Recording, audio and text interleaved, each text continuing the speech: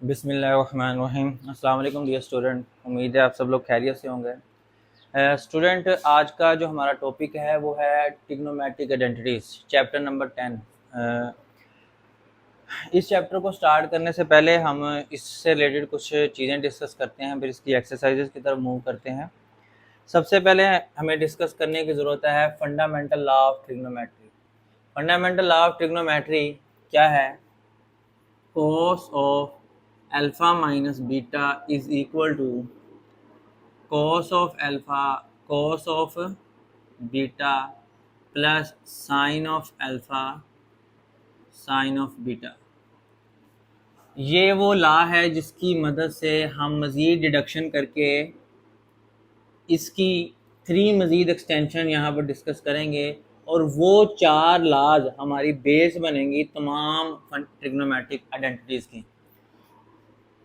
जैसे कि इसी की दूसरी एक्सटेंशन क्या होगी, डिडक्शन कह सकते हैं इसको, कि इसकी अगली डिडक्शन क्या होगी, cos of alpha plus beta. बच्चों को फांसी को लगाने वाले थे फातिमा कलवी मस्जिद के सामने चौधरी सुल्तान शहजाद एडवोकेट साहब उनकी बैठक तैयार हुई है। वालिदैन से गुजारिश है अपने बच्चों का फांसी को मुकम्मल करवाने के लिए तशरीफ लाएं। अपने बच्चों की तलाश के लिए स्कूल से लेकर 6 साल तक के तमाम बच्चों को 12 घंटे खतरनाक और जानलेवा बीमारियों से बचाव के फांसी इंजेक्शन लगाए जा रहे हैं और साथ ही खबर को भी फांसी लगाए जा रहे हैं। बच्चों को फांसी लगाने वाली टीम फातिमा कलवी मस्जिद के सामने चौधरी सुल्तान शहजाद एडवोकेट साहब उनकी बैठक तैयार हुई है। वालिदैन से गुजारिश है अपने बच्चों का फांसी मुकम्मल करवाने के लिए तशरीफ लाएं और साथ ही खबर उनको फांसी लगाया जाए।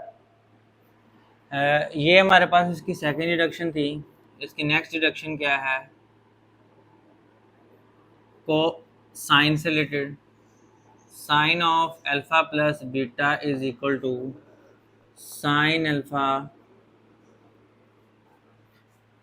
Cos beta plus cos alpha sine beta.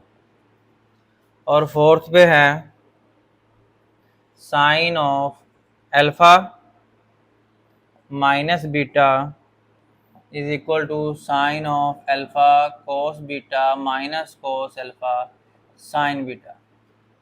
ये वो 4 रिजल्ट्स हैं जिन्होंने बेस बनना है तमाम ट्रिग्नोमेट्रिक आइडेंटिटीज़ के लिए। ठीक है, ये आप सबको फिंगर टिप्स पे होने चाहिए। ठीक है, इसके अलावा जो इस चैप्टर में सबसे इम्पोर्टेंट रोल प्ले करती है एक डेफिनेशन, वो डेफिनेशन है अलाइड एंगल।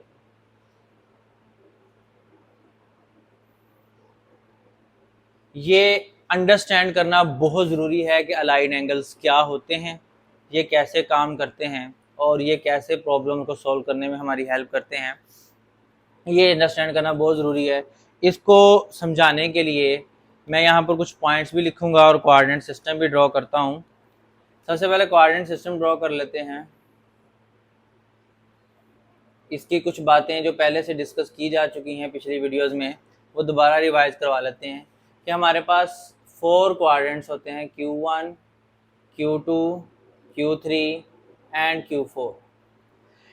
इसमें A से मीन ऑल पॉजिटिव होते हैं, तमाम ट्रिग्नोमेट्रिक फंक्शन पॉजिटिव होंगे। इसमें साइन और उसका रेसिप्रोकल को सेकेंड पॉजिटिव होगा। इसमें कॉस और उसका रेसिप्रोकल, इसमें टैन और उसका रेसिप्रोकल पॉजिटिव होगा। बाकी तमाम क्या होंगे? नेगेटिव होंगे। ये हमें कुछ बुनियादी बातें पता होनी चाहिए। उसके अलावा हमें पता होना चाहिए कि फर्स्ट क्वाड्रेंट में एंगल की रेंज क्या है, 0 डिग्री से 90 डिग्री। ठीक है, सेकंड में 90 से 180 डिग्री, थर्ड में 180 से 270 डिग्री और फिर 270 से 360 डिग्री। ये क्वाड्रेंट्स की रेंज है कि यहाँ से यहाँ तक के एंगल किस क्वाड्रेंट में पाए जाते हैं। अब अलाइड एंगल को अंडरस्टैंड करने के लिए जो 2 मेन पॉइंट हैं वो क्या हैं?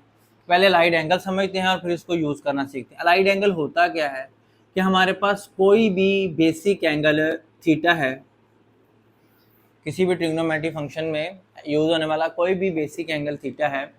जब इस एंगल थीटा को हम एसोसिएट कर देते हैं, एसोसिएट का मतलब इसके साथ कोई ताल्लुक बना देते हैं, पॉजिटिव या माइनस के साथ, प्लस या माइनस के साथ किसी भी नंबर 90 डिग्री और इट्स मल्टीपल, मल्टीपल का मतलब है कि थीटा का ताल्लुक या 90 से हो जाए या इसके किसी भी मल्टीपल से। 90 का मल्टीपल होने का मतलब 90 मल्टीप्लाई 1 ये आ गया, 90 मल्टीप्लाई 2 करेंगे तो 180 डिग्री आ गया, 90 मल्टीप्लाई 3 करेंगे तो 270 डिग्री आ गया, 90 मल्टीप्लाई 4 करेंगे तो 360 डिग्री आ गया, और अप टू सो ऑन ये काम चलता जाएगा कि जब हम किसी भी बेसिक एंगल थीटा को 90 डिग्री या उसके किसी भी मल्टीपल के साथ एसोसिएट कर देते हैं तो ये जो स्ट्रक्चरल एंगल हमारे पास सामने बन के आते हैं, इन एंगल्स को हम अलाइड एंगल्स कहते हैं।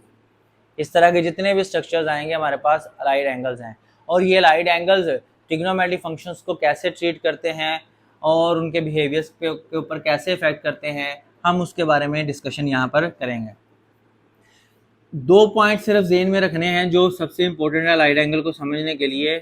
पहला पॉइंट क्या है? क्वाड्रेंट।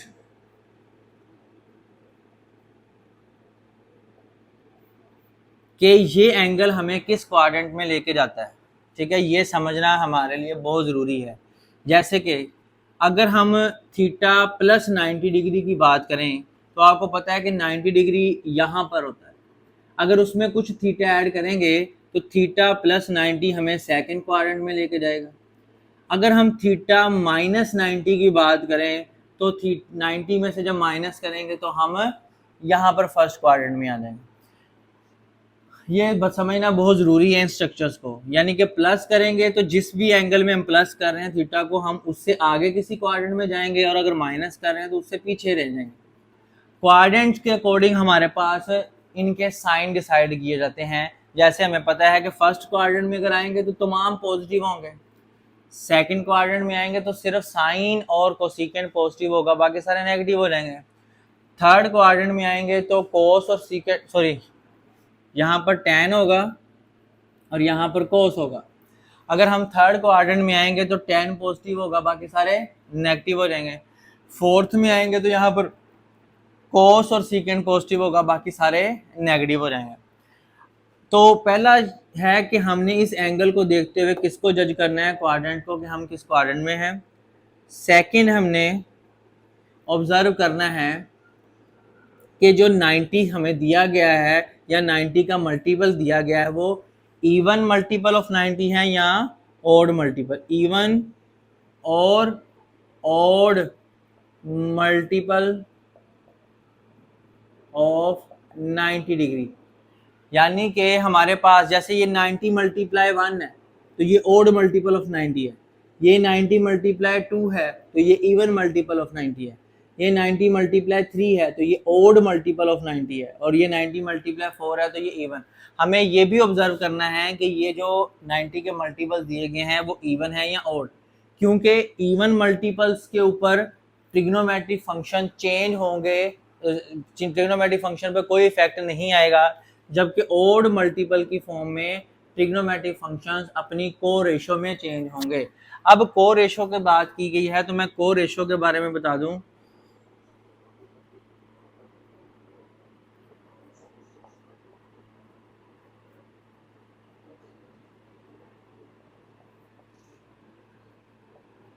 ट्रिग्नोमेट्रिक फंक्शन की को रेशो की अगर बात करें तो सिंपल सी याद रखनी है कि साइन थीटा की जो को रेशो है वो कोस थीटा है, कोस थीटा की को रेशो साइन थीटा होगी। अब ये को रेशो की बात करें हम, यहाँ पर स्टूडेंट अक्सर को रेशो को रेसिप्रोकल के साथ मिक्स कर लेते हैं, ऐसा नहीं है। साइन की को रेशो कोस है, कोस की को रेशो साइन है, इसी तरह कोसिकेंट थीटा की को रेशो सीकेंट है, और इसी तरह सीकेंट थीटा की कोसिकेंट थीटा है, टैन थीटा की कोड थीटा है, और कोड थीटा की टैन थीटा है। ये हमें को रेशोज के बारे में भी पता होना चाहिए कि किन में कन्वर्ट होना है। अब इसको हम एक प्रॉब्लम के साथ डिस्कस करते हैं, सॉल्व करते हैं। इंशाल्लाह आपको ये डेफिनेशन समझ आएगी जब हम इसको विद एग्जांपल या प्रॉब्लम सॉल्व करेंगे। अलाइड एंगल के बारे में दोबारा बता दूं कि अलाइड एंगल को समझना मुश्किल नहीं है कि अलाइड एंगल क्या होते हैं। बस इतनी सी बात ध्यान में रखनी है कि कोई भी एंगल जो थीटा है, जब उसको हम 90 डिग्री या उसके किसी भी मल्टीपल के साथ इस तरह एसोसिएट कर देते हैं तो ये जो एंगल हमारे पास आता है ये अलाइड एंगल कहलाता है। ठीक है, अब अलाइड एंगल्स की वर्किंग क्या है उसके लिए 2 पॉइंट हैं, ये कैसे ट्रिग्नोमेट्रिक फंक्शंस को ऑपरेट करता है। इसमें पहले पॉइंट क्या है कि इस एंगल्स को देखना है कि वो ट्रिग्नोमेट्रिक फंक्शन को किस क्वाड्रेंट में लेके जा रहा है। दूसरा ये देखना है कि ये 90 का इवन मल्टीपल्स के साथ है या ऑड मल्टीपल के साथ है। तो उसके अकॉर्डिंग हमें बस ये याद रखना है कि अगर ऑड मल्टीपल ऑफ 90 होगा तो वो ट्रिग्नोमेट्रिक फंक्शन को उसकी को रेशियो में बदलेगा, और अगर इवन मल्टीपल है तो कोई इफेक्ट नहीं आना।